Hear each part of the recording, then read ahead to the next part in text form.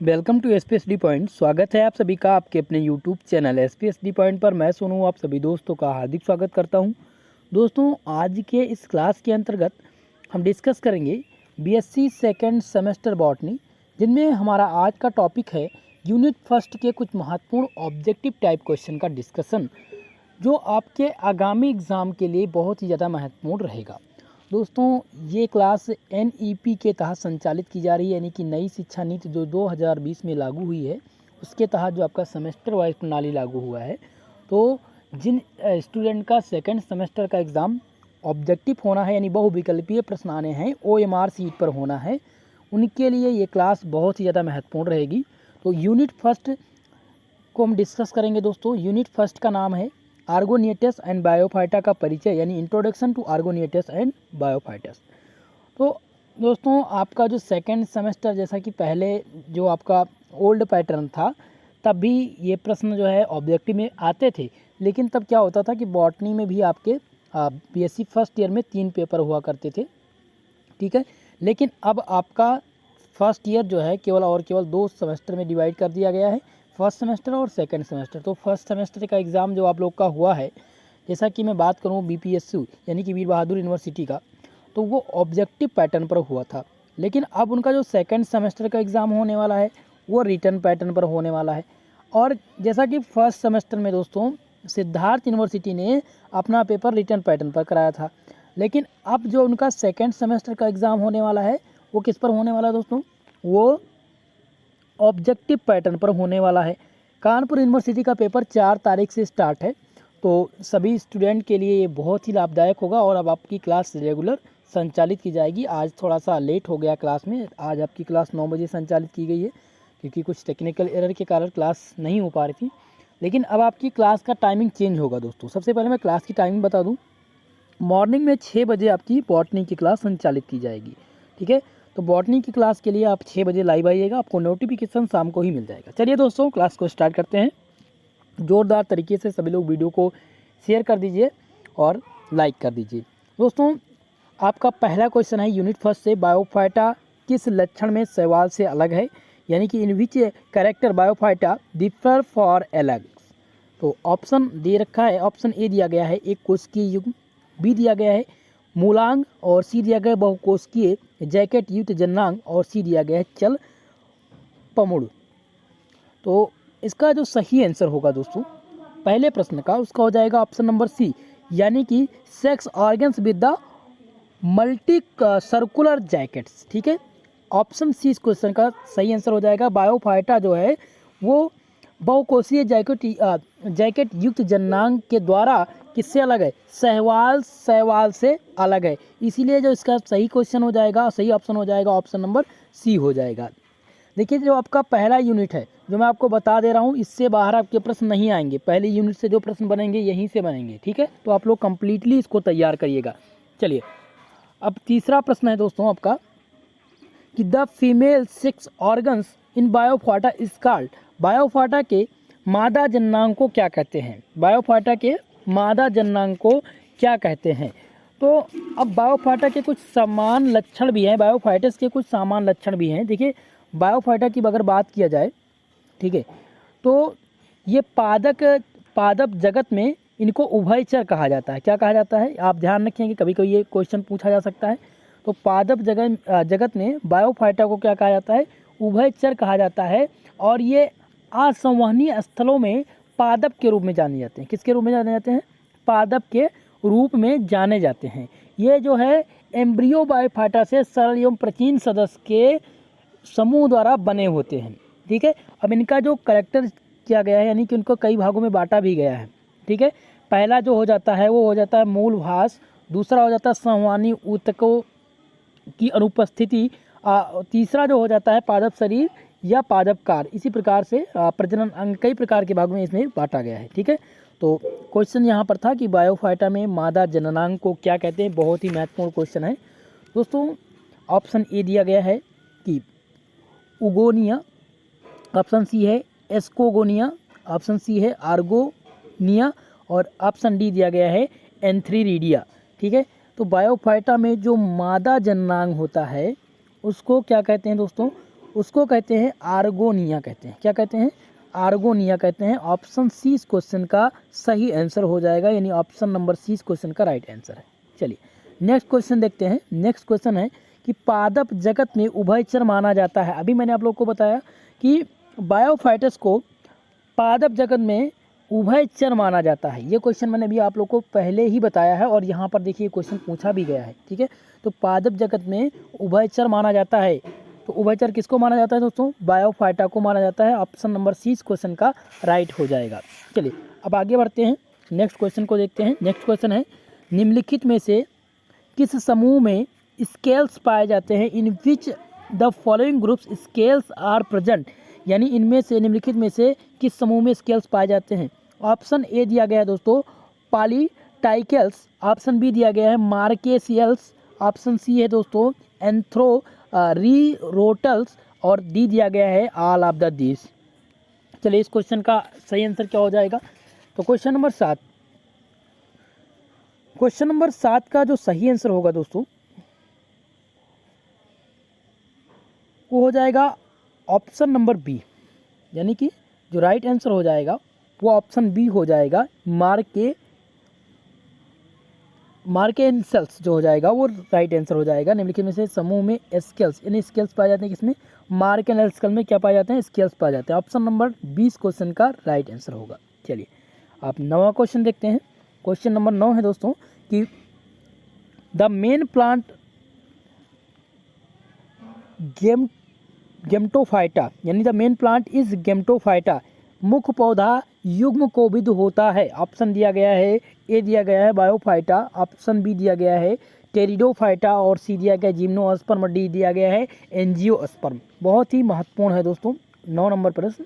तो इसमें मुख्य पौधा युग्मविद होता है ये पूछा गया है। तो इसका जो सही आंसर हो जाएगा वो बायोफाइटा हो जाएगा। बायोफाइटा को युग्म कोविद कहते हैं। अभी मैंने आप लोग को इसके बारे में भी बताया था कि इसको कभी कभी एम्ब्रोफाइटा के नाम से भी जानते हैं। और ये इनकी स्थिति में जो शैवाल तथा टेरिडोफाइटा, ये जो बायोफाइटा होते हैं ये शैवाल तथा टेरिडोफाइटा के मध्य में होते हैं। ऑप्शन नंबर 20, ऑप्शन नंबर ए इस क्वेश्चन का सही आंसर होगा। नेक्स्ट क्वेश्चन की तरफ बढ़ते हैं। नेक्स्ट क्वेश्चन पूछा गया है एंथ्रोसिरोस के थैलस की निचली सतह पर जो राइजॉइड्स लगे होते हैं वो क्या होते हैं? ऑप्शन ए दिया गया है चिकनी, केवल चिकनी भित्ति वाले, बी दिया गया है केवल ट्यूबरकुलेट, ऑप्शन सी दिया गया है चिकनी भित्ति वाले ट्यूबरकुलेट्स और डी दिया गया है किसी प्रकार के नहीं। तो इस क्वेश्चन का जो सही आंसर होगा दोस्तों वो हो जाएगा ऑप्शन नंबर ए। 11 नंबर का जो सही आंसर हो जाएगा ऑप्शन नंबर ए हो जाएगा। जो एंथ्रोसिरोस के थैलस की निचली सतह पर जो राइजॉइड्स लगे होते हैं वो केवल चिकनी सतह भित्ति वाले होते हैं। राइट आंसर हो जाएगा option number A, only smooth walled. ठीक है, चलिए नेक्स्ट क्वेश्चन की तरफ बढ़ते हैं। नेक्स्ट क्वेश्चन देखिए क्या पूछा गया है। नेक्स्ट क्वेश्चन है कि निम्नलिखित में से किस पौधों में नील हरित शैवाल के निवह पाए जाते हैं? यानी which one of the following plant have the blue green algae colonies. ठीक है, तो ऑप्शन ए दिया गया है रिक्सिया, ऑप्शन बी दिया गया मार्केसिया, सी दिया गया दोस्तों एंथ्रोसिरोस और डी दिया गया पॉलीट्राइक्रम। तो अब इसमें जो क्वेश्चन पूछा गया था कि नील हरित शैवाल के निवह पाए जाते हैं, निवह। तो 13 नंबर प्रश्न। तो इस क्वेश्चन का देखिए रिस्किया, ऑप्शन नंबर ए हो जाएगा रिस्किया। तो ये क्वेश्चन तो होगा नहीं, रिस्किया के अंतर्गत आता नहीं, ना ही मार्केसिया के अंतर्गत आता है। ठीक है, तो इसके अंतर्गत कौन सा आएगा? यानी नील हरित शैवाल के निवह में पाया जाता है एंथ्रोसिरोस पाया जाता है। क्या पाया जाता है? एंथ्रोसिरोस पाया जाता है। ऑप्शन सी इस क्वेश्चन का राइट आंसर होगा। आप लोग इसका स्क्रीनशॉट भी ले सकते हैं दोस्तों, स्क्रीनशॉट ले लीजिएगा क्योंकि आपको आंसर यहाँ पर मैं टिक कर देता हूँ और मैं प्रयास करूँगा जो इसका PDF है वो टेलीग्राम चैनल पर आपको दे दिया जाएगा, वहाँ से आप लोग इसका आंसर देख सकते हैं। साथ ही साथ व्हाट्सएप ग्रुप पर जो भी जुड़े हुए हैं उनको व्हाट्सएप ग्रुप पर मिल जाएगा। चलिए नेक्स्ट क्वेश्चन की तरफ बढ़ते हैं। नेक्स्ट क्वेश्चन है कि chloroplast of the cell Anthoceros thallus has, यानी कि एंथ्रोसिरोस के थैलस की कोशिका के क्लोरोप्लास्ट में उपस्थित होता है। तो ऑप्शन ए दिया गया है पायरिनाइड, बी दिया गया तेल की बूंदें, सी है रंग द्रव और डी दिया गया कुछ नहीं। तो क्वेश्चन नंबर 15, तो यहाँ पर क्वेश्चन को समझने का आप लोग प्रयास करेंगे कि एंथ्रोसिरोस के थैलस की कोशिका में जो क्लोरोप्लास्ट में उपस्थित क्या होता है। तो क्लोरोप्लास्ट की अगर बात करें तो क्लोरोप्लास्ट में पायरीनाइट्स पाया जाता है। क्या पाया जाता है? पायरीनाइट्स उपस्थित होता है। इस प्रकार से ऑप्शन नंबर ए इस क्वेश्चन का राइट आंसर हो जाएगा। दोस्तों पसंद आ रहा हो वीडियो प्लीज़ जोरदार तरीके से सभी लोग यार एक बार लाइक कर दीजिए, और जो भी साथ पहली बार हमारे साथ जुड़े हुए हैं इस चैनल पर तो चैनल को जरूर सब्सक्राइब कर लेंगे। अब आपकी क्लास ऑब्जेक्टिव और रिटन पैटर्न दोनों पैटर्न की क्लास रेगुलर चलेगी।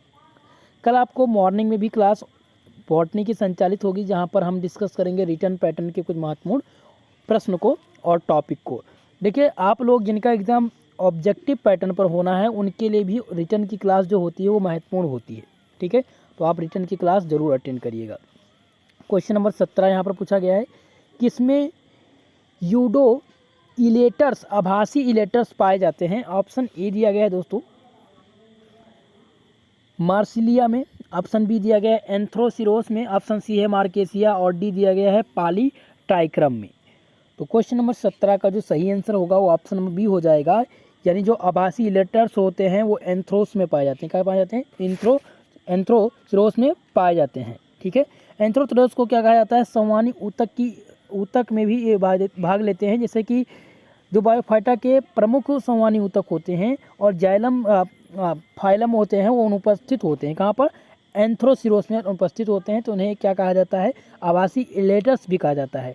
ठीक है, तो ध्यान रखेंगे कि आभासी इलेटर्स जो होते हैं एंथ्रोसिरोस में पाए जाते हैं। ऑप्शन नंबर 20 क्वेश्चन का राइट आंसर हो जाएगा। नेक्स्ट क्वेश्चन की तरफ बढ़ते हैं। नेक्स्ट क्वेश्चन देखते हैं क्या पूछा गया है। नेक्स्ट क्वेश्चन है, एंथ्रोसिरोस के स्पेरोफाइट में जो एम्फीथीसियम द्वारा निर्माण होता है, यानी एंथ्रोसिरोस में स्पेरोफाइट में जो एम्फीथीसियम द्वारा निर्माण होता है, किसका निर्माण होता है? ऑप्शन ए दिया गया है दोस्तों क्लोयूमेला का, ऑप्शन बी दिया गया है आर्की स्पोरियम का, ऑप्शन सी दिया गया है आर्की स्पोरियम तथा कैप्सूल भित्ति का, सी दिया गया है इनमें से कोई नहीं। तो क्वेश्चन नंबर 19 का जो राइट आंसर होगा वो ऑप्शन नंबर सी हो जाएगा, आर्कियोस्पर्म एवं कैप्सूल भित्ति का निर्माण होता है। नेक्स्ट क्वेश्चन की तरफ बढ़ते हैं। नेक्स्ट क्वेश्चन पूछा गया है दोस्तों, किस नंबर प्रश्न है कि एंथ्रोसिरोस का जो स्पोरोफाइट के क्लोयूमेला का निर्माण होता है, तो क्लोयूमेला का जो निर्माण होता है वो कहाँ पर होता है? ऑप्शन दिया गया है एम्फीथीसियम से, बी दिया गया है एंडोथीसियम से, ऑप्शन सी है उपयुक्त दोनों से, और डी दिया गया है इनमें से कोई नहीं। तो क्वेश्चन नंबर 21 का जो राइट आंसर हो जाएगा वो ऑप्शन नंबर बी हो जाएगा एंडोथीसियम, यानी जो एंथ्रोसिरोस होता है, एंथ्रोसिरोस का जो स्पोरोफाइट के क्लोमेला का निर्माण कहाँ होता है? एंडोथीसियम में होता है। ऑप्शन नंबर 20 क्वेश्चन का राइट आंसर होगा। नेक्स्ट क्वेश्चन की तरफ बढ़ते हैं। क्वेश्चन नंबर 23 पूछा गया दोस्तों कि sporophyte of the Anthoceros is differentiated into, यानी कि एंथ्रोसिरोस का जो स्पेरोफाइट भित्ति होता है, ऑप्शन ए दिए गए फुट, सीटा व कैप्सूल में, ऑप्शन बी दिया गया है दोस्तों फुट प्रभाजी प्रदेश व कैप्सूल में, सी दिया गया किसी में नहीं, और डी दिया गया है फुट व सीटा में। तो 23 नंबर प्रश्न, क्वेश्चन नंबर 23 का जो सही जवाब होगा वो ऑप्शन नंबर बी होगा, क्योंकि फुट प्रवासी प्रदेश व कैप्सूल जो एंथ्रोसिरोस का स्पेरोफाइट जो भित्ति होता है वो कहाँ पाया जाता है? फुट प्रवासी प्रदेश व कैप्सूल में पाया जाता है। तो ऑप्शन नंबर 20 क्वेश्चन का राइट आंसर होगा। नेक्स्ट क्वेश्चन की तरफ बढ़ते हैं। क्वेश्चन नंबर 25 है दोस्तों, पूछा गया है कि एंथ्रोसिरोस बीजाणु जनक की सुरक्षा करता है। ऑप्शन ए दिया गया है गोपक, दूसरा है परिस्त्रीधानी, और नेक्स्ट है परिलिंगाधानी, और डी दिया गया है निवेंट। तो जो एंथ्रोसिरोस का बीजाणुजनक सुरक्षा करता है दोस्तों, सुरक्षा ऑप्शन नंबर ए दिया गया है गोपक, तो ये होगा नहीं। अब बात करते हैं ऑप्शन नंबर बी की, तो ऑप्शन नंबर बी जो हो जाएगा वो हो जाएगा परिस्त्रीधानी, तो ये बायोफाइटा के अंतर्गत आते हैं, तो ये होगा नहीं। ऑप्शन नंबर सी दिया गया परलिंगाधानी, तो यही इसका करेक्ट आंसर होगा। पर जो एंथ्रोसिरोस के बीजाणुजनक की सुरक्षा करता है वो कौन करता है? परलिंगाधानी करता है। ऑप्शन नंबर सी क्वेश्चन का राइट आंसर होगा। नेक्स्ट क्वेश्चन की तरफ बढ़ते हैं। क्वेश्चन नंबर 27 बहुत ही महत्वपूर्ण है दोस्तों, ठीक है। 27 नंबर प्रश्न बहुत ही महत्वपूर्ण है, आप लोग सभी लोग ध्यान दीजिएगा। एंथ्रोथिरोस में जो एंडोथीसियम बनता है वो कहाँ पर बनता है, किसके द्वारा बनता है? ऑप्शन ए दिया गया है जैकेट, बी दिया गया है क्लेमेला, ऑप्शन सी है इलेटर्स और डी दिया गया है स्पोर्स, ठीक है। यानी कि इन एंथ्रोथिरोस एंडोथीसियम फॉर्म्स, ऑप्शन ए दिया गया है जैकेट्स या क्लेमेला या इलेटर्स या स्पोर्स। तो अभी मैंने इस क्वेश्चन को बताया था कि एंथ्रोथिरोस में जो एंडोथीसियम बनता है वो किसके द्वारा बनता था? क्लेमेला के द्वारा बनता था। किसके द्वारा? क्लेमेला के द्वारा बनता था। यानी 27 नंबर क्वेश्चन का जो सही जवाब हो जाएगा वो ऑप्शन नंबर बी हो जाएगा। इससे रिलेटेड प्रश्न भी मैंने आगे सॉल्व किए हैं, वहाँ पर मैंने आप लोग को बताया था। चलिए नेक्स्ट क्वेश्चन की तरफ बढ़ते हैं। नेक्स्ट क्वेश्चन है कि कैप्सूल में मेरिस्टेमेटिक जोन पाया जाता है। कैप्सूल में मेरिस्टेमेटिक जोन्स पाया जाता है, यानी meristematic zones in capsule is found in, option A दिया गया है रिक्सिया, ऑप्शन बी दिया गया है मार्केसिया, ऑप्शन सी है एंथ्रोथिरोस और डी दिया गया है पॉलीटाइक्रम। चलिए ये क्वेश्चन भी मुझे लगता है आप लोग को पता होना चाहिए, क्योंकि इससे रिलेटेड प्रश्न अभी मैंने आप लोग को सॉल्व भी कराए हैं, ठीक है। तो ऑप्शन, जैसे कैप्सूल की बात हो रही है तो यहाँ पर मैंने अभी आप लोग को बताया था कैप्सूल। ये क्वेश्चन मैं आप लोग को समझाने के लिए मैं इसके प्रीवियस क्वेश्चन में जाने का प्रयास करूँगा, वहाँ पर आप लोग को समझाने का मैं प्रयास करता हूँ। चलिए यहाँ पर आप देख सकते हैं ये क्वेश्चन, ठीक है। यहाँ पर दिया गया था कि एंथ्रोथिरोस का स्पेरोफाइटा में क्लेमेला का निर्माण होता है। कहाँ पर होता है क्लेमेला का निर्माण? जल्दी से आप लोग बताइए। तो ये होता था एंडोथीसियम में। कहाँ होता था? एंडोथीसियम में। ऑप्शन नंबर 20 क्वेश्चन का सही आंसर था। तो इसी प्रकार से जो प्रश्न पूछा गया था दोस्तों, क्या पूछा गया था? यहाँ पर आप देखेंगे क्वेश्चन नंबर 19। तो 19 नंबर जो प्रश्न पूछा गया है यहाँ पर, ठीक है, यहाँ पर पूछा गया था 19 नंबर प्रश्न, एंथ्रोथिरोस के स्पेरोफाइटा के एम्फीथीसियम द्वारा निर्माण होता है। तो किसका निर्माण होता था? आर्गोस्पेरियम कैप्सूल भित्ति का निर्माण होता था। तो यही क्वेश्चन आपको पूछा गया है। कहाँ पर पूछा गया है? यहाँ पर क्वेश्चन नंबर 27, ठीक है। हमने 27 सॉल्व किया था। क्वेश्चन नंबर 29 ध्यान देंगे, पूछा गया था यहाँ पर कैप्सूल में मेरिस्टेमेटिक जोन पाया जाता है। तो ऑप्शन नंबर ए है रिस्किया, बी दिया गया था दोस्तों मार्केसिया या एंथ्रोथिरोस में या पॉलीटाइक्रम में। तो कैप्सूल का जो मेरिस्टेमेटिक जोन पाया जाता है वो कहाँ पाया जाता था? एंथ्रोथिरोस में पाया जाता है। ऑप्शन नंबर सी क्वेश्चन का राइट आंसर होगा। नेक्स्ट क्वेश्चन की तरफ बढ़ते हैं। नेक्स्ट क्वेश्चन नंबर 31 है कि थैलस की म्यूसिलेज गुहा में पाया जाता है। थैलस की म्यूसिलेज गुहा में पाया जाता है, ठीक है। ऑप्शन ए दिया गया है हरा शैवाल, बैक्टीरिया, नील हरित शैवाल या कोई नहीं।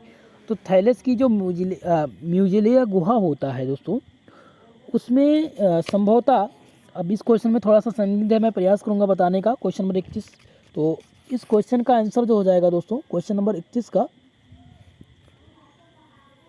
इसका जो सही जवाब होना चाहिए वो नील हरित शैवाल होना चाहिए, क्योंकि वायोफाइटा और थैलस और जो एंथ्रोथिरोस है उसमें नील हरित शैवाल की उपस्थिति होती है। तो थैलस की म्यूजिलिया गुहा में जो पाया जाएगा वो नील हरी शैवाल पाया जाएगा। ऑप्शन नंबर सी इस क्वेश्चन का राइट होगा। बिल्कुल आपको निश्चिंत रहना, यही क्वेश्चन इसका करेक्ट है। नेक्स्ट क्वेश्चन की तरफ बढ़ते हैं। Question number 33।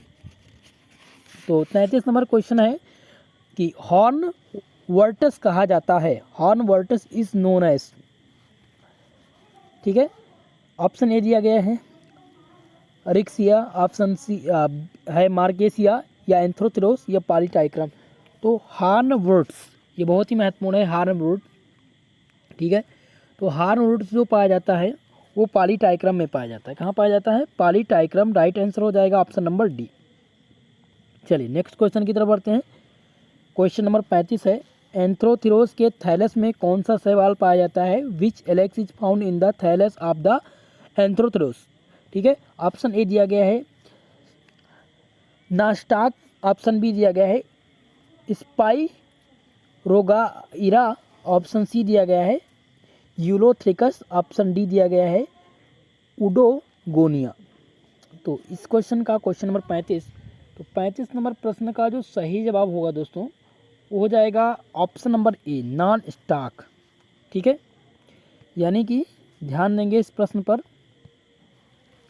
एंथ्रोथ्रोस के थैलस में जो शैवाल पाया जाएगा दोस्तों, वो पाया जाएगा, क्या पाया जाएगा, नॉन स्टॉक का शैवाल पाया जाता है। यानी कि 35 नंबर जो क्वेश्चन है उसका जो सही जवाब हो जाएगा वो ऑप्शन नंबर ए हो जाएगा।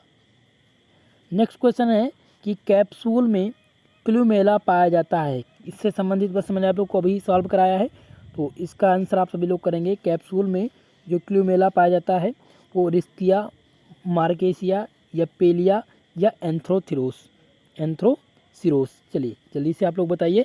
क्वेश्चन नंबर 37, तो क्वेश्चन नंबर 37 का जो सही आंसर होगा वो एंथ्रोसिरोस हो जाएगा, एंथ्रोसिरोस। यानी कि जो कैप्सूल में क्लूमेला पाया जाता है वो कहाँ कहाँ पाया जाता है, एंथ्रोसिरोस में पाया जाता है। ऑप्शन नंबर डी इस क्वेश्चन का राइट आंसर होगा। चलिए नेक्स्ट क्वेश्चन की तरफ बढ़ते हैं। क्वेश्चन नंबर 39, क्वेश्चन नंबर 39 है किसका स्पेरोफाइटा केवल कैप्सूल का बना होता है, यानी sporophytes consist of the capsule only in. Option A दिया गया है मार्केसिया, बी है एंथ्रोथ्रोस या रिस्किया या पॉलीटाइक्रम।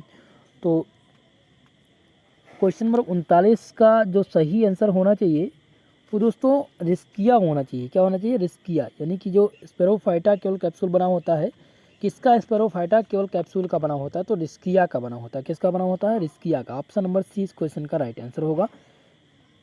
नेक्स्ट क्वेश्चन है कि निम्नलिखित में से किसका कैप्सूल कभी नहीं फटता है। ये ध्यान देने योग्य क्वेश्चन है दोस्तों। ऑप्शन ए दिया गया है रिस्किया का, बी दिया गया एंथ्रोथ्रोस, सी है पॉलीटाइक्रम और डी दिया गया मार्केसिया। तो यहाँ पर एक चीज़ आप ध्यान रखेंगे कि रिस्किया का भी कैप्सूल होता है, एंथ्रोसिरोस का भी कैप्सूल होता है और पॉलीटाइक्रम एक प्रकार का कैप्सूल है और मार्केसिया भी एक प्रकार का कैप्सूल है। ठीक है, ये अगर आपसे पूछ लिया जाए कैप्सूल के बारे में तो ये 4 प्रकार के कैप्सूल आप याद रखेंगे। ठीक है, रिस्किया, एंथ्रोसिरोस, पॉलीटाइक्रम और मार्केसिया। अब यहाँ पर क्वेश्चन ये है कि किसका कैप्सूल फटता नहीं, यानी कि मजबूत किसका कैप्सूल होता है। तो इस क्वेश्चन में अगर हम बात करें एंथ्रोथ्रोस का तो ये थोड़ा सा नॉर्मल होता है, ये हार्ड नहीं होता है, तो ये फट सकता है। बी है मार्केसिया, इसका भी फट जाता है, पॉलीटाइक्रम का भी। इसमें जो सबसे मजबूत होता है वो रिस्किया का होता है। रिस्किया का कैप्सूल कभी फटता नहीं, राइट आंसर हो जाएगा ऑप्शन नंबर ए।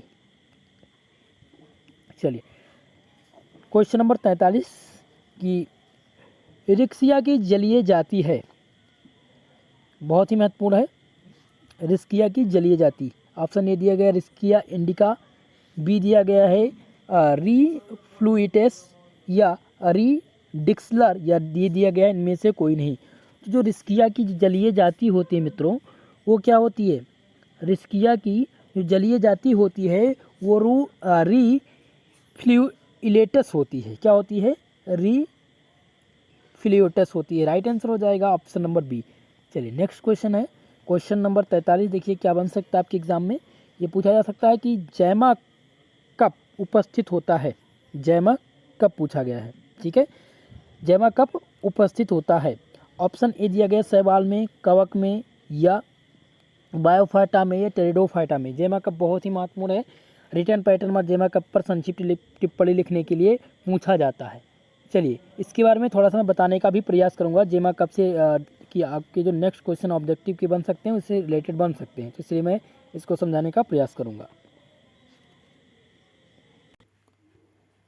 जेमा कप एक विशेष प्रकार के बहुकोशिकीय आलैंगिक प्रजनन करने वाले भाग होते हैं जो कि जैसे कि फ्यूरेनिया, मार्केसिनिया, एंथ्रोसिरास, सैफेगनम इत्यादि में ये प्रजनन का कार्य करते हैं। क्या करते हैं, इनका कार्य क्या होता है, इनका कार्य होता है प्रजनन का। और ये प्रजनन का कार्य किस पे करते हैं, ये प्रजनन का कार्य करते हैं फ्यूरेनिया में। किस में करते हैं, फ्यूरेनिया में करते हैं। दूसरी बात आपको ध्यान रखना है, ये प्रजनन का कार्य मार्केसिया में करते हैं, एंथ्रोसिरास में करते हैं, सैफेगनम में, और अदर भी हैं उनके नाम मैं अभी जितना जानकारी मैं बता रहा हूँ, ठीक है। आपको जो याद करना है, जो जानकारी में रखना है वो 4 नाम याद रखना है कि जो जेमा कप होते हैं वो प्रजनन का कार्य करते हैं। किसमें, पहला है फ्यूरेनिया, दूसरा मार्केसिया, सी एंथ्रोसिरास और डी है सैफेगनम, ठीक है। मार्केसिया में जो जेमा कप होता है एक विशेष प्रकार का कप के सामान के, ये कप, इसका नाम कप क्यों पड़ा, जेमा कप। इसका जो आकार होता है दोस्तों वो कुछ कप के प्रकार का होता है, इसी प्रकार से होता है, ठीक है। तो इसीलिए ये कप के प्रकार की आकृति का होता है, इसलिए इसका नाम जो हो गया वो जेमा कप के नाम से पड़ा। ठीक है, इसकी जो संरचना होती है वो कप के आकार की उत्पन्न होती है, जिसे जेमा कप कहते हैं। ये थैलस के पृष्ठीय सतह में लगे होते हैं। प्रत्येक जेमा डिस्क के आकार जो होते हैं वो कोशिकीय तथा इनका जो भाग होता है वो हरा भाग होता है, जिनमें दो विकासशील या वृद्धि बिंदु पाए जाते हैं। ठीक है, और ये कोशिकीय वृत्त झिल्ली में इनका जो संवहन होता है। ठीक है, तो ये प्रजनन का कार्य करते हैं। ये रही कुछ इंपॉर्टेंट जेमा कप से संबंधित बातें। चलिए, तो जेमा कप कहाँ पर पाए जाते हैं दोस्तों? चलिए आंसर करेंगे आप लोग। क्वेश्चन नंबर 46, तो यहाँ पर मैंने आप लोग को बताया कि जेमा कप प्रजनन का कार्य करते हैं। तो जेमा कप बायोफाइटा में पाए जाते हैं। ऑप्शन नंबर सी इस क्वेश्चन का राइट आंसर होगा। नेक्स्ट क्वेश्चन की तरफ बढ़ेंगे। क्वेश्चन नंबर 47 है कि मार्केसिया के मादा जननांग किस संरचना पर विकसित होते हैं और वो क्या कहलाता है? यानी कि इन मार्केसिया female sex organs are formed on the stalk structure. Option A दिया गया है कैपेल्स, बी है गाइनोफोर या आर्गोनियोफोर, या सी है मेगा स्प्रोफिल। तो मार्केसिया के मादा जननांग जिस संरचना पर विकसित होते हैं वो क्या कहलाता है दोस्तों? वो आर्गोनियोफोर कहलाता है। क्या कहलाता है? आर्गोनियोफोर कहलाता है। मार्केसिया के मादा जननांग जिस संरचना पर विकसित होते हैं वो आर्गोनियोफोर कहलाता है। ऑप्शन नंबर सी इस क्वेश्चन का राइट आंसर हो जाएगा। नेक्स्ट क्वेश्चन की तरफ बढ़ते हैं। मार्केसिया में क्लोरोप्लास्ट होते हैं। मार्केसिया बहुत ही महत्वपूर्ण है और इससे एक क्वेश्चन आपके एग्जाम में बनेगा। ठीक है, ध्यान रखेंगे। मार्केसिया के क्लोरोप्लास्ट में होते हैं। इन मार्केसिया द क्लोरोप्लास्ट इस, ऑप्शन ए दिया गया है कपनुमा होते हैं, ऑप्शन बी दिया गया है तसरी नुमा होते हैं, बी दिया गया है तारे नुमा होते हैं, और डी ऑप्शन है रिबिन फीते की आकृति। तो अभी मैंने आप लोग को कुछ बताया था इम्पॉर्टेंट चीज़ जेमा कप से संबंधित। ठीक है, और यहाँ पर जो इम्पॉर्टेंट है वो है मार्केसिया। तो मार्केसिया एक बहुत ही महत्वपूर्ण टॉपिक हो जाता है, जैसे कि रिस्किया। ठीक है, तो इसी प्रकार से मार्केसिया भी बहुत ही महत्वपूर्ण है। तो इसका मैं आपको थ्योरी की क्लास जिस दिन होगी वहाँ पर मैं आपको बताने का बिल्कुल प्रयास करूँगा। हालांकि यहाँ पर पूछा गया है मार्केसिया में क्लोरोप्लास्ट, ऑप्शन ए दिया गया है कपन। तो इसका जो राइट आंसर हो जाएगा क्वेश्चन नंबर 49। ठीक है, 49 नंबर क्वेश्चन आप एक बार फिर से ध्यान से देख लें। क्लोरोप्लास्ट, क्योंकि इससे संबंधित प्रश्न बनता रहता है प्रीवियस ईयर में, ये प्रश्न पूछा भी गया है दोस्तों। ठीक है, इसीलिए इम्पॉर्टेंट हो जाता है। तो जो मार्केसिया में क्लोरोप्लास्ट होते हैं वो तसरी नुमा होते हैं। और कप आकार किसका होता है? जेमा कप का होता है। जेमा कप क्या करता है? प्रजनन का कार्य होता है। इन 49 का जो सही आंसर हो जाएगा वो ऑप्शन नंबर बी हो जाएगा। नेक्स्ट क्वेश्चन की तरफ बढ़ते हैं। मार्केसिया में इलेटर्स होते हैं। मार्केसिया में इलेटर्स होते हैं। ऑप्शन ए दिया गया है हेप्लाइड, ऑप्शन डी दिया गया है डिप्लाइड, ऑप्शन सी है ट्रिप्लाइड्स, ऑप्शन डी दिया गया पॉलीप्लाइड्स। ठीक है, तो 51 नंबर प्रश्न, क्वेश्चन नंबर 51। तो इसका जो सही आंसर होगा दोस्तों, मार्केसिया के जो इलेटर्स होते हैं वो डिप्लाइड्स होते हैं। ऑप्शन बी इस क्वेश्चन का राइट आंसर हो जाएगा, यानी डिप्लाइड्स होते हैं। बी नंबर इसका सही आंसर होगा। बैरल के एयरपोर्ट्स जो जिन्हें वायु छिद्र कहा जाता है वो कहाँ पाए जाते हैं?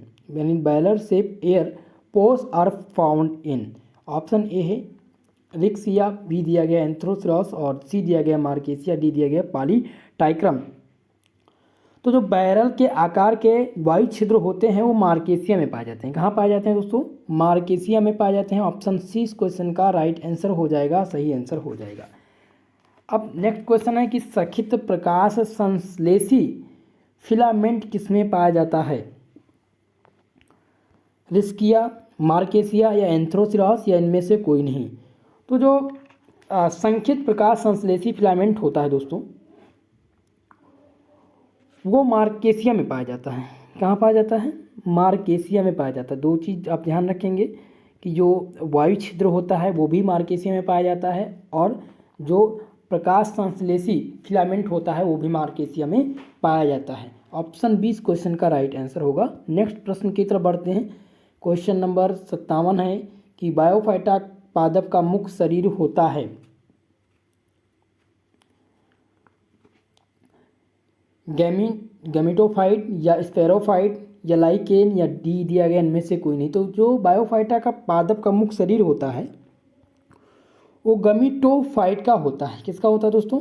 गमीटोफाइट का होता है। ऑप्शन नंबर ए इस क्वेश्चन का राइट आंसर हो जाएगा। प्रश्न नंबर 1 इस क्वेश्चन का सही आंसर होगा। नेक्स्ट क्वेश्चन है कि गैमिकोफाइट पीढ़ी प्रभावी तथा प्रमुख पौधा किसमें होता है? गैमेटोफाइट पीढ़ी प्रभावी तथा मुख्य पौधा किसमें होता है? ऑप्शन ए दिया गया बायोफाइटा या कवक में या टेरिडोफाइटा में या जिम्नोस्पर्म में। तो जो गैमेटोफाइट पीढ़ी प्रभावी तथा जो मुख्य प्रमुख पौधा होता है वो कहाँ पाया जाता है? ब्रायोफाइटा में पाया जाता है दोस्तों। कहाँ पाया जाता है? बायोफाइटा में। ऑप्शन नंबर ए इस प्रश्न का सही जवाब हो जाएगा। नेक्स्ट क्वेश्चन की तरफ बढ़ते हैं। दोस्तों वीडियो पसंद आ रहा हो प्लीज़ वीडियो को लाइक कर दीजिए, और जो भी साथी भाई बंधु हमारे साथ पहली बार जुड़ रहे हैं चैनल पर, प्लीज़ चैनल को जरूर सब्सक्राइब कर लीजिएगा, क्योंकि इस प्रकार के इंपॉर्टेंट वीडियो मैं आप लोग के लिए लाता रहता हूं। बीएससी की सभी क्लास अब आपको रेगुलर यहां पर मिलेगी। क्वेश्चन नंबर 61 है, ब्रायोफाइटा पादप में होता है, यानी ब्रायोफाइटा पादप में होता है। Bryophyta plants occurs in, option A दिया गया है वो बीजाणु बताते हैं, ऑप्शन बी दिया गया है उनमें जड़ नहीं होता है, डी है इनमें संवहन ऊतक नहीं होता है, और ऑप्शन डी दिया गया उपयुक्त में से कोई नहीं। तो दोस्तों जो बायोफाइटा पादप होते हैं उनमें संवहन ऊतक नहीं होता है, बाकी उनमें वो बीजाणु भी बनाते हैं। बायोफाइटा पादप जो होते हैं बीजाणु भी बनाते हैं, उनमें जड़ नहीं होती है। तो इनमें से जो सही आंसर होगा ऑप्शन सी हो जाएगा। अब ध्यान रखेंगे बायोफाइटा पादप में संवहन ऊतक नहीं होता है और उनमें जड़ भी नहीं पाया जाता, लेकिन ये बीजाणु का निर्माण करते हैं। ठीक है, चलिए नेक्स्ट क्वेश्चन की तरफ बढ़ते हैं। क्वेश्चन नंबर 63 है कि बायोफाइटा में मादा जननांग को क्या कहा जाता है? बहुत ही महत्वपूर्ण क्वेश्चन है। मादा जननांग से क्वेश्चन पूछा गया है कि मादा जननांग को क्या कहा जाता है। 63 ऑप्शन ए दिया गया है उगोनिया, बी दिया गया है ऑप्शन बी है एस्कोगोनिया या आर्कोगोनिया या अंडाशय। बायोफाइटा में जो मादा जननांग होते हैं दोस्तों उनको आर्कीगोनिया कहा जाता है। क्या कहा जाता है? आर्कीगोनिया कहा जाता है। बायोफाइटा में जो मादा जननांग होते हैं उनको आर्कीगोनिया कहा जाता है। नेक्स्ट क्वेश्चन देखते हैं। क्वेश्चन नंबर 65 है। 65 नंबर प्रश्न पूछा गया दोस्तों, क्या है कि पादप जगत में उभयचर माना गया है, यानी कि बहुत ही महत्वपूर्ण प्रश्न है। शैवाल, कवक या बायोफाइटा या टेरिडोफाइटा। तो पादप जगत में जिसे उभयचर माना गया है बायोफाइटा। बायोफाइटा को पादप जगत में क्या माना गया है? उभयचर माना गया है। इतनी बात ध्यान रखेंगे आप। चलिए क्वेश्चन नंबर लास्ट है कि निम्नलिखित में से किस समूह में स्केल्स पाए जाते हैं? तो स्केल्स के बारे में मैंने आप लोग को डिस्कस कर दिया था। ठीक है, तो कुल मिलाकर के आज हमने डिस्कस कर लिया कुछ महत्वपूर्ण प्रश्न यूनिट फर्स्ट से। अगली क्लास सेकंड यूनिट के ऑब्जेक्टिव टाइप प्रश्न पर होगी, जो आप सबके लिए बहुत ही महत्वपूर्ण होगी, और मैं प्रयास करूंगा कि जल्द ही आपको एक मॉडल पेपर, ऑब्जेक्टिव का मॉडल पेपर दे दिया जाए, ताकि आप सभी लोग के एग्ज़ाम में आपको काफ़ी मदद मिल सके। तो अगर आप फर्स्ट यूनिट के इतने प्रश्न को तैयार कर लेते हैं तो आपका पहला जो यूनिट है दोस्तों वो सबसे बड़ा चैप्टर है आपका पहला, जहाँ से 20% क्वेश्चन आपके एग्ज़ाम में आने हैं, चाहे वो रिटन हो चाहे ऑब्जेक्टिव हो। तो आपको पहले चैप्टर पर विशेषकर ध्यान देना है। आपका पहला यूनिट है इंट्रोडक्शन ऑफ, जो आपका पहला यूनिट है दोस्तों वो introduction of the archegoniates and bryophyta. तो आर्गोनेटस के विशेष के बारे में ज़्यादातर आपको आर्गोनेटस और बायोफाइटा के बारे में पढ़ना है। आगे आप सेकंड यूनिट में पढ़ेंगे टेरिडोफाइटा, और थर्ड यूनिट है जिम्नोस्पर्म, जो बहुत ही ज़्यादा महत्वपूर्ण है। मैं आपको बता दूं यहाँ पर जो आपकी फर्स्ट यूनिट है, यूनिट नंबर फर्स्ट, वो आपके एग्ज़ाम में बहुत ज़्यादा महत्वपूर्ण है दोस्तों, यानी आर्गोनेटस तथा बायोफाइटा का परिचय, जहाँ से आप ये मान के चलिए 20% क्वेश्चन आएंगे। आपकी third unit, unit number third ध्यान देंगे, जिसका नाम है जिम्नोस्पर्म, वहाँ से भी 20% क्वेश्चन आएंगे। और आपका जो सबसे इम्पॉर्टेंट है वो है पादप शरीर की, और आपका यूनिट नंबर 5, जहाँ पर आपको जड़ के बारे में पुष्पक्रम के बारे में, पुष्प कितने प्रकार के होते हैं, पुष्पक्रम है कितने प्रकार का होता है, जड़ कितने प्रकार की होती है, अंताकाष्ठ क्या होती है, रसकाष्ठ क्या होती हैं, तो इसके बारे में पढ़ना है। अब जैसा कि मैं एक इम्पॉर्टेंट चीज़ यहाँ पर बता दूँ कि आर्गोनियटस क्या होते हैं। आर्किगोनियटस, माफ करिएगा, आर्किगोनेटस क्या होते हैं, बहुत ही महत्वपूर्ण है। तो आर्किगोनेटस जो होते हैं एक पादप समूह का जंतु होता है। क्या होता है? आर्गोनेटस पादप समूह, एक पादपों का एक समूह होता है, माफ करिएगा, जो आर्गोनेटस होते हैं दोस्तों वो पादपों का एक समूह होता है। आर्गोनेटस पादप ब्रायोफाइटा और टेडोफाइटा तथा जिम्नोस्पर्म से संबंधित हैं। कहीं पर बात हो ब्रायोफाइटा की, टेरिडोफाइटस की और जिम्नोस्पर्म की, तो ये किससे संबंधित हैं? ये आर्किगोनियटस से संबंधित हैं। ठीक है, इतनी बात आप ध्यान रखेंगे। जो आर्गोनियटस होते हैं ये बहुकोशिकीय फ्लास्क आकार की कोशिका होती है। ठीक है, तो जब आपको थ्योरी की क्लास दी जाएगी वहाँ पर आपको कंप्लीट टॉपिक कराया जाएगा। दोस्तों आज की ये वीडियो आप सबको कैसी लगी कमेंट बॉक्स में कमेंट करके ज़रूर बताइएगा। कि आप चाहते हैं किसी प्रकार की क्लास आपको रेगुलर मिले तो आप लोग कमेंट करके अपनी राय ज़रूर दीजिएगा। बहुत बहुत धन्यवाद आप सभी का हमारे साथ जुड़ने के लिए। दोस्तों आपको वीडियो हमारी पसंद आई हो तो प्लीज़ वीडियो को लाइक करिएगा। जो भी छात्र हमारे साथ पहली बार जुड़ रहे हैं उनसे निवेदन है, मेरा रिक्वेस्ट है कि आप चैनल को ज़रूर सब्सक्राइब करें। और साथ ही साथ दोस्तों मैं आपको बिल्कुल मुफ्त में क्लास देता हूं, फ्री में क्लास होती है, आपको बिल्कुल कोई कॉस्ट लिया नहीं जाता आपसे। इसका PDF भी आपको मुफ्त में दिया जाता है, सॉल्व पेपर दिया जाता है, सभी प्रकार की जो भी सुविधाएँ होती हैं आप सबके लिए मैं आपकी बिल्कुल प्रयास करता हूँ। ठीक है, तो आपका फ़र्ज़ है कि चैनल को ज़रूर सब्सक्राइब करें। टेलीग्राम से जुड़ने के लिए आपको डिस्क्रिप्शन बॉक्स में लिंक दिया गया, वहाँ से आप जुड़ सकते हैं, या आप टेलीग्राम पर जा कर के सर्च कर लें SP स्टडी चैनल फर्स्ट, जहाँ से आपको लिंक मिल जाएगा और आप ज्वाइन कर पाएंगे। तो आज के लिए बस इतना ही, मिलते हैं अगली क्लास में, तब तक के लिए जय हिंद जय भारत।